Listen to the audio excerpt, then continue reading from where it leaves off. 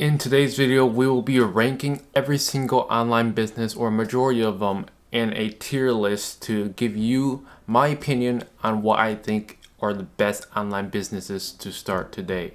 Now, this video is inspired by Bia Heza, which will be linked in the description below to his video, but I'm not copying his exact business models.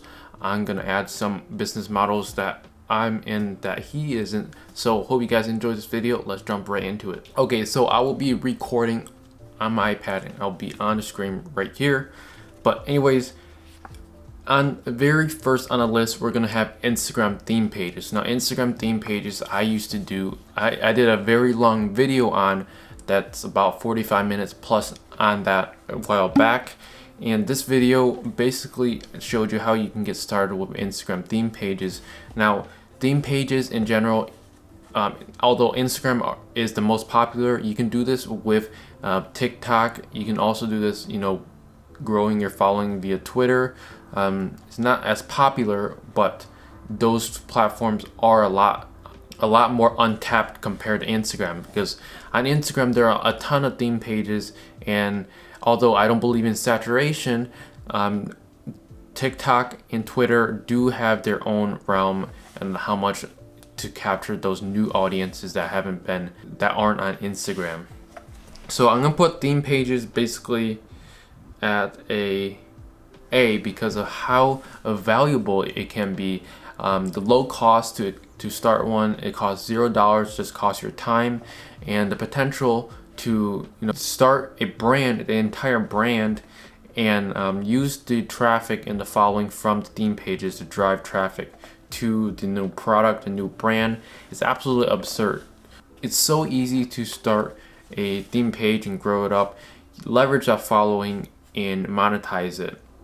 So for that reason, theme pages are at A. The reason it's not at S, because there are a few business models that are a lot better than theme pages. Theme pages do have their limitations. Platforms are in control of your account. So although theme pages are pretty good to start with, they aren't the best business model, period. Now, the next one, we have affiliate marketing. Now, affiliate marketing is often paired up with another business model to supplement the income. So for example, affiliate marketing can be used with YouTube to promote different products and services. But affiliate marketing alone, the general gist of promoting someone else's product and getting a commission, sometimes reoccurring, is absolutely amazing. And for that reason, we're going to put it at A, because affiliate marketing, although it does require a lot of traffic, once you get that traffic, and for that reason I'm going to put it at B actually, because you do need traffic and to leverage a following first before you can actually use affiliate marketing to generate you pretty passive income once you set it up. Next up on the list, we have a SaaS. Now, a SaaS is a software as a service, and oftentimes a SaaS is underlooked because of how other business models are way more popular than a SaaS. Now, a SaaS, the main advantages are, if you build this up right, it can be very, very passive, reoccurring income coming from the software that you're promoting, because these are reoccurring monthly incomes that are getting charged from your different customers. Starting a SaaS may be a bit harder for newbies that don't have all the knowledge from learning how to market your product, picking a product, seeing demand. For that reason, we're going to put it at B as well, because the potential is very, very great, especially if you leverage the following and get a lot of paying customers to pay you monthly.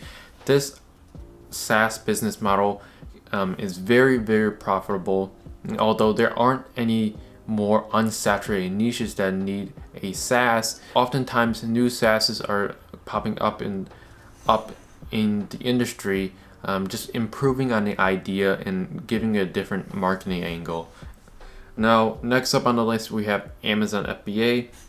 Now, Amazon FBA is basically utilizing Amazon's fulfillment by sending in packages, products into Amazon's warehouse, and Amazon will go ahead and pack it, ship it, take care of all the customer returns, do all of that while you just sit on your phone, paying the Amazon fees, and then collecting the profit. Now, the biggest difference between Amazon FBA and Shopify dropshipping, Amazon already has the traffic. Now pretty much everybody has heard of Amazon, and if you haven't, wake up, because Amazon is the biggest e-commerce website as of right now, driving nearly 50% of all online sales in the past few years. And this number is only growing as Amazon expands into retail with its shops. But anyways, with Amazon FBA, it is very, very competitive, but that doesn't mean it is not profitable, and there's room for new people to come into the space. Amazon FBA does require a lot more capital than some theme pages, and oftentimes more than a SaaS. So for that reason, we're going to put Amazon FBA as C. And why it's as C is because Amazon owns the traffic. Although you're not going to get a lot of repeat customers compared to Shopify dropshipping. Amazon FBA, you don't build a brand like you would with Shopify dropshipping. With Shopify, you can always brand, you can remarket to those audiences and leverage that same audience through email marketing, SMS marketing, and retarget them on Facebook and Google Ads. So for that reason, Amazon FBA is going to be at C. Although I haven't tried Amazon FBA myself, and I do plan to in the very, very, very near future. Amazon FBA right now, for me, is personally at C. Okay, next up, we're going to have lead generation. Now, lead generation we're going to talk about rank and rent. Lead generation, rank and rent, is where you build a website and rent out the leads to a client in a local city.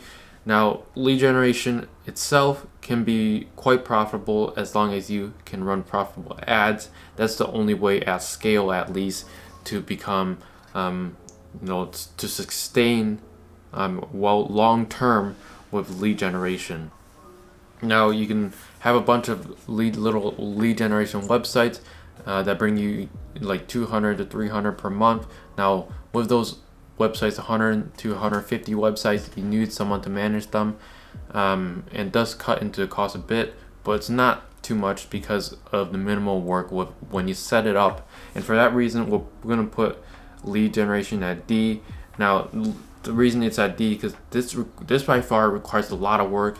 Although you can set a bunch of templates up and you can keep copying and pasting it over. The upfront part where you have to build a website, design it, set up service pages, pick up all the different SEO tactics from link building, internal linking, backlinking, citations, Google My Business.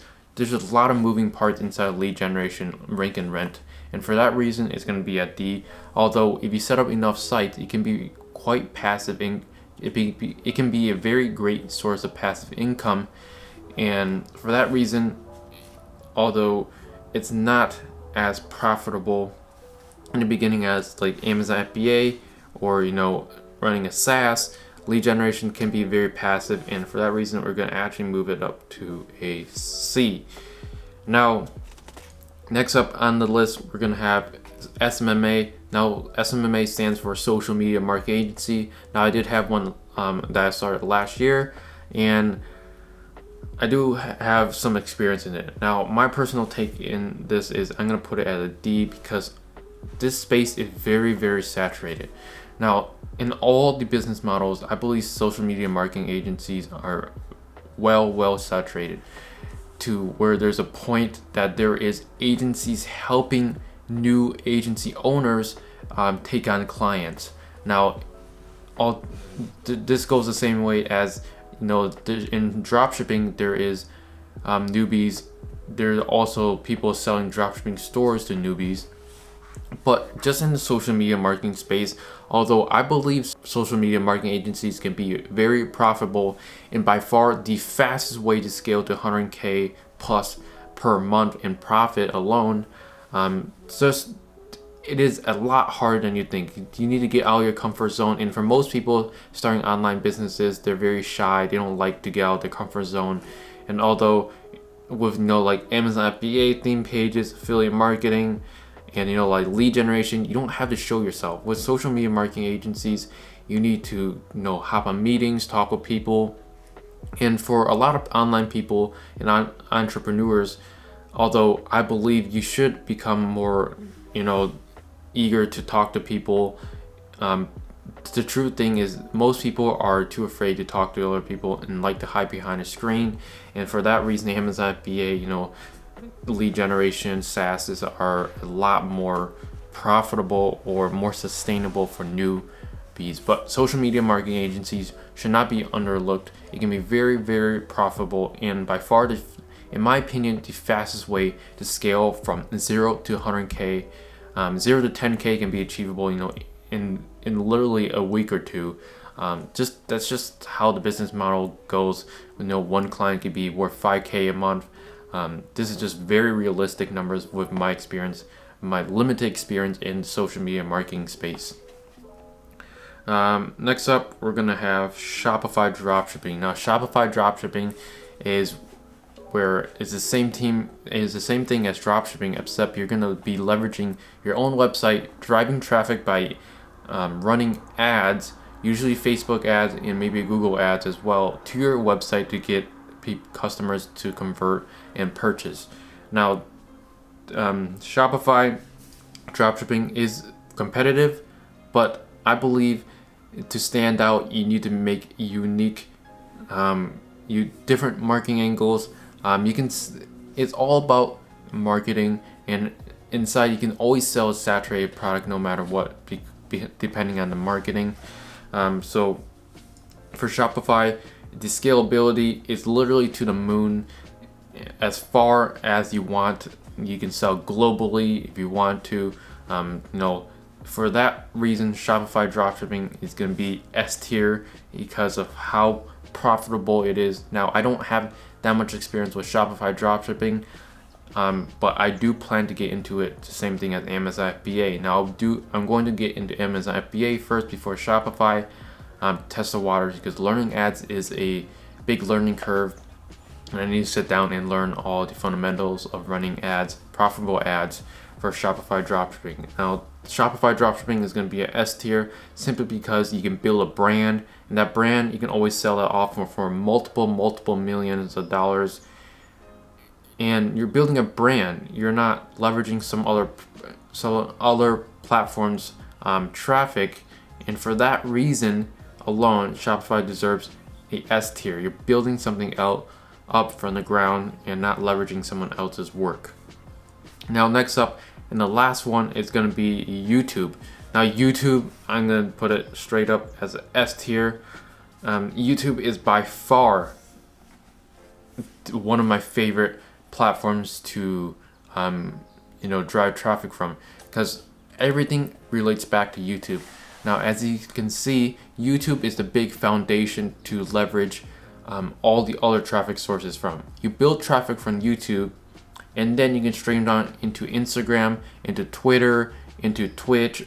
If you do streaming, you can do Patreon. All of these networks all come into YouTube, and YouTube is going to be the biggest video platform out there behind Google, which just owns YouTube. So YouTube, the most amount of traffic possible.